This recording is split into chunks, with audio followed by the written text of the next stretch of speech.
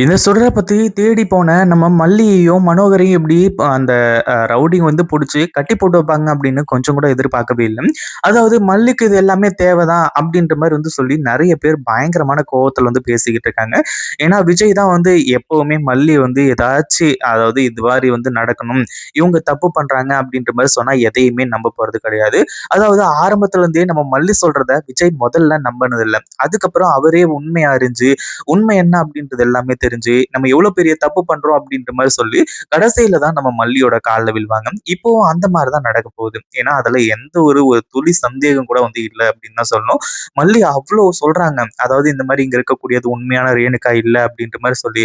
ஆனா, விஜய் இருந்துட்டு அது எதுக்காக சொல்றாங்க? என்ன ஏது அப்படின்றது எதையுமே வந்து அவரு கேட்கிறதே கிடையாது. இதனால தான் மல்லிக்கு வந்து என்ன பண்றது அப்படின்னு சொல்றது தெரியாம, அப்படியே திருன்னு முழிச்சுட்டு வந்து உட்கார்ந்துகிட்டு இருந்தாங்க. அதே சமயத்துல இப்ப என்ன ஆச்சு அப்படின்னா, நம்ம மல்லி வந்துட்டு தன்னோட அந்த ஒரு முயற்சிய கைவிட போறதே கிடையாது. ஆனா கடைசியில அத எங்க கொண்டு போய் நிறுத்துது அப்படின்னு பார்த்தா, இந்த ரவுடிங்க கிட்ட மல்லி சிக்கிக்கிற மாரி ஆயிடுச்சு. இப்போ இந்த ரவுடிங்களால நம்ம மல்லிக்கும், மனோகருக்கும் அதாவது அவங்களோட உயிருக்கே ஆபத்தான நிலைமை ஏற்பட்டிருக்கு. ஏன்னா மல்லியும் அதே மாதிரி மனோகர் 2 பேருமா சேர்ந்துக்கிட்டு, இப்போ இங்க வந்து சுடர பத்தின ரகசியங்கள கண்டுபிடிக்கிறேன் அப்படின்ற பேர்ல, இவங்க போலீஸ வச்சு மிரட்டுனது, அடுத்தடுத்து வந்து இப்போ டிஎன்ஏ டெஸ்ட் எடுத்தது, இப்படி இந்த பல விஷயங்கள வந்து செஞ்சுட்டு இருந்தாங்க. இப்போ என்ன தேடி அங்கேயே வந்துட்டாங்களா? அப்படின்ற மாரி சொல்லி சூரர் பயங்கரமா கோவப்பட போறார். அதே மாதிரி இந்த ரவுடிங்க இருந்துட்டு நம்ம மல்லிய புடிச்சு கட்டி போடுறாங்க. அதாவது அடிச்சு, காயப்படுத்தி அதுக்கப்புறம் தான் வந்து கட்டி போடுறாங்க. இனிமே உன்னால தப்பிக்கவே முடியாது. என்ன தைரியம் இருந்தா நீ சுடர பத்தி தேடி கண்டுபிடிச்சு இங்க வந்திருப்ப. அப்படின்ற மாரி வந்து சொல்லி ரவுடிங்க கேட்டுட்டு இருக்காங்க. அதாவது மல்லி வந்து எப்படியாச்சு இந்த சுடரோட ரகசியங்கள் எல்லாத்தையுமே ஒவ்வொன்னா வந்து கண்டுபிடிக்கலாம் அப்படின்ற மாரி வந்து நெனச்சாங்க.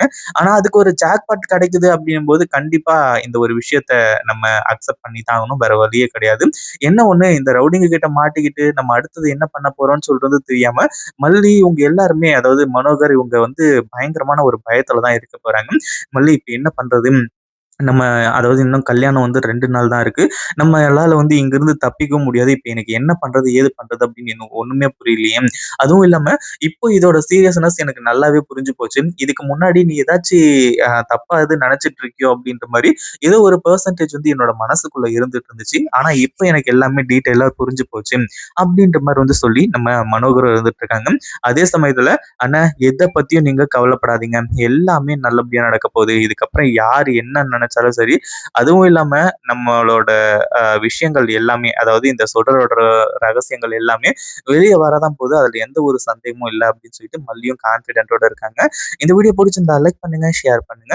இப்பதான் நம்ம சேனலுக்கு ஃபர்ஸ்ட் டைம் வரீங்க அப்படின்னா, கீழ இருக்க சப்ஸ்கிரைப் பட்டன பிரஸ் பண்ணிக்கோங்க.